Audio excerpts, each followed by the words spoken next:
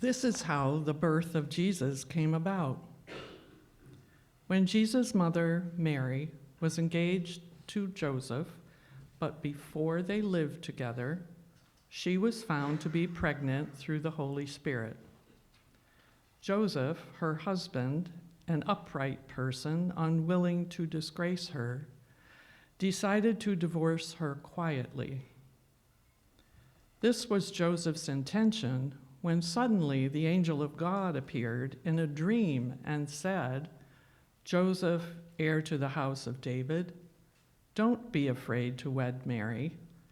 It is by the Holy Spirit that she has conceived this child.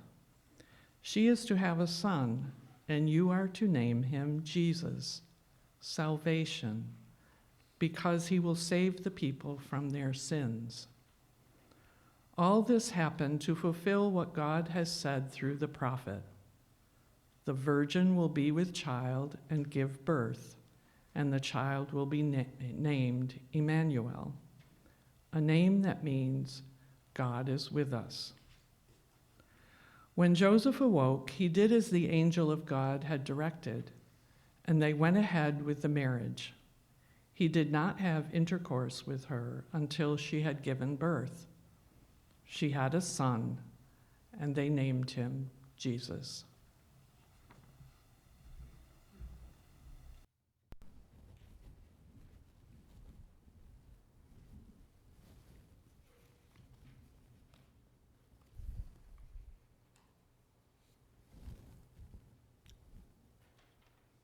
I don't know about you, but I take some comfort in the words that we heard from Isaiah today.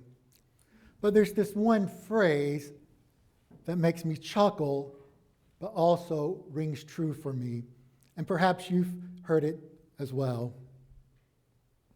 And no traveler, not even fools, will go astray. Perhaps that speaks to me so tenderly because sometimes, like others, I'm directionally challenged. In our family, George and I have a joke called the other left.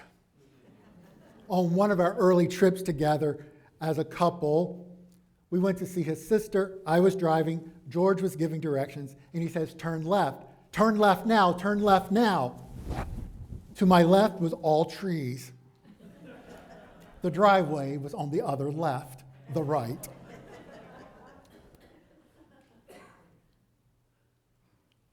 But sometimes even signposts confuse us. In Lansing, Michigan, two interstates run together, Interstate 96 and Interstate 69.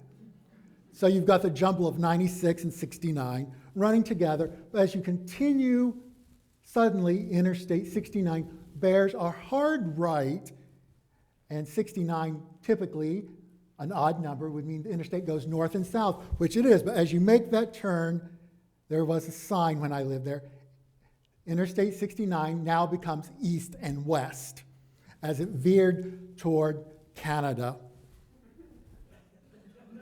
So to make things complicated with those jumbling numbers and the change of direction, even fools like myself got confused. But sometimes, in the midst of that, the midst of our own travel confusion, sometimes we can discover there is a better way. One of the things we're doing during this Advent Christmas season, as a gift to all of us, you'll find in your bulletin each week a different recipe. Something we're passing from generation to generation. But two of the three so far have had similar words that says, well, I do it this way. Yes, it's been passed down from generation. This week's recipe has the words, it's missing a little something. And we find a better way, perhaps a better taste, something more pleasing. As we journey at this time of Advent, we encounter, as we expect, Joseph and Mary. We hear the narrative that's told of Joseph having a dream in which Joseph hears the angel pointing, saying, "Take Mary as your wife." Now, there's something that always troubles me about the narrative, and not the words necessarily, but we impose scandal upon it from generation to generation. We declare that Mary is a scandal, if you will, because she is pregnant with child and not married. I think we need to pause during Advent and every season that a woman's body and pregnancy itself in the womb is not a scandal. The person is not a scandal. Sometimes the circumstances may arise questions within us, but we must affirm that a woman, a man, our bodies are not scandalous, that they are a gift of God. So Joseph had already decided to move forward with marriage, to follow the words of the angel, and Joseph chooses a better way, a way in which to move forward.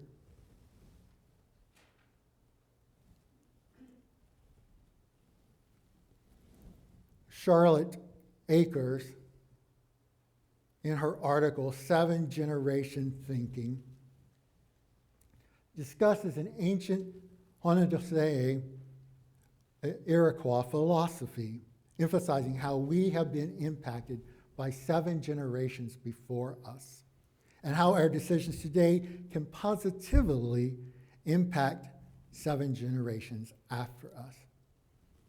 In the article, she asserts, quote, "Once we situate ourselves within the wider chain of those before us and those to come, we can bring to see how our purpose and belonging is built within the fact of our own existence. We have inherited the consequences, the decisions of those before us, and we will pass on those consequences of our own decisions today." Our stories, our lives, my friend, have come from generations before us, generations where there may be within our family lineage those who opposed the integration of schools, those who saw a difference between colors.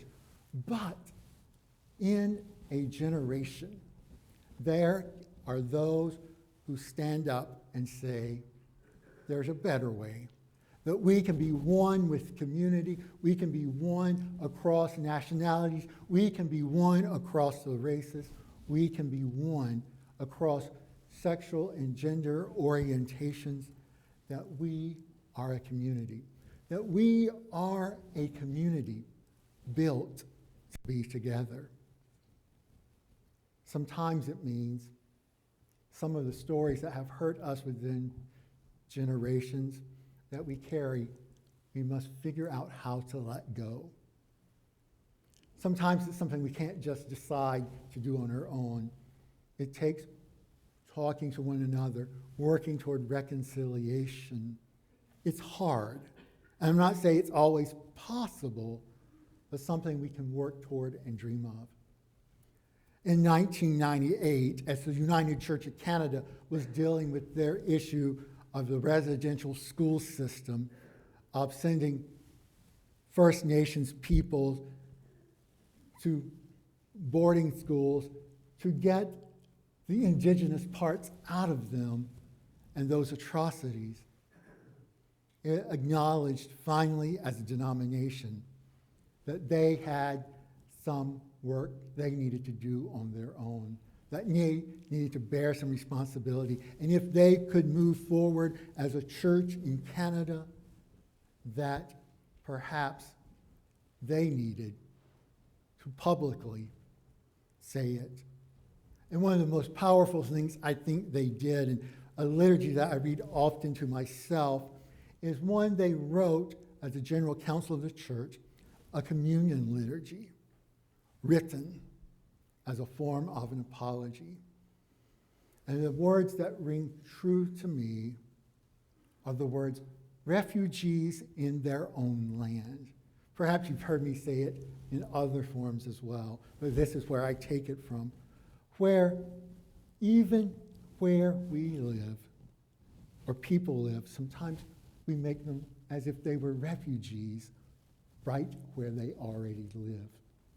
And we need to move not to see folks as refugees or different, but we need to publicly say what we have done wrong. In the United Church of Christ here in the States, we're beginning to do some of that work too, even though the history's been there forever.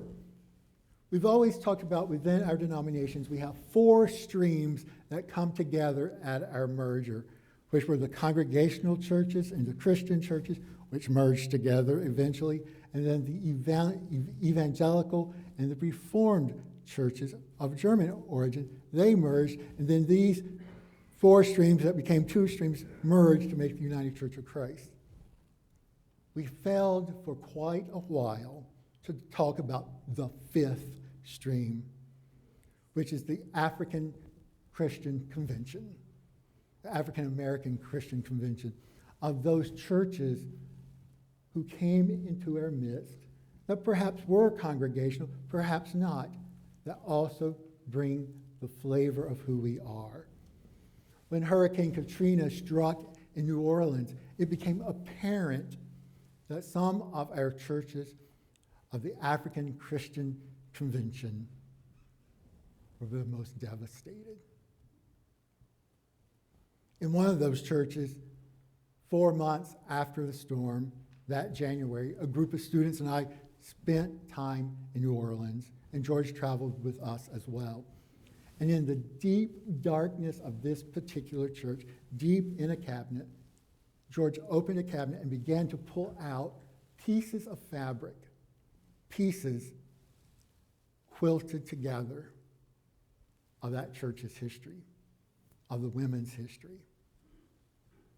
A generation that carried on. You can imagine 4.5 months of dingy, deep darkness and dampness, what those quilts and fabric may look like.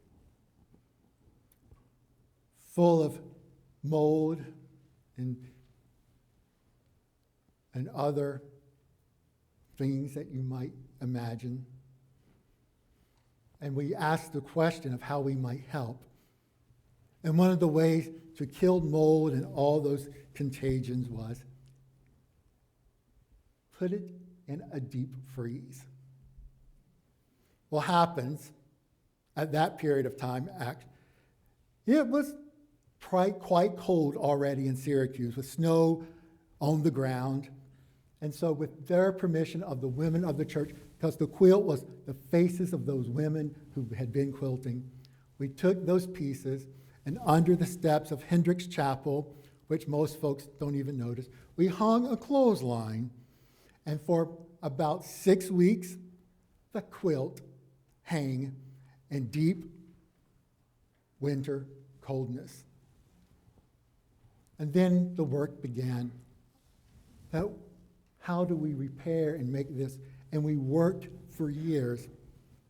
And finally, as I was nearing my sabbatical after serving as interim dean, we discovered one of the best people to help restore those type of quilts, because it had jewelry and other pieces embedded, was actually already in New Orleans.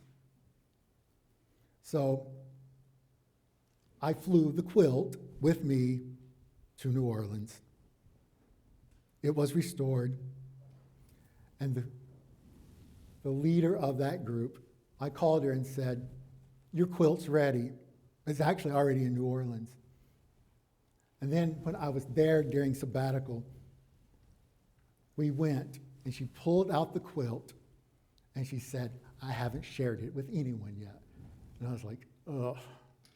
She says, "I'm waiting when all of us can get back together in that building, and we can hang it high, that we have come through this journey and we are better for it. My friends, what is the better way you have discovered in your life? Or what road off the normal path that you need to follow? My friends, be courageous and find the better way.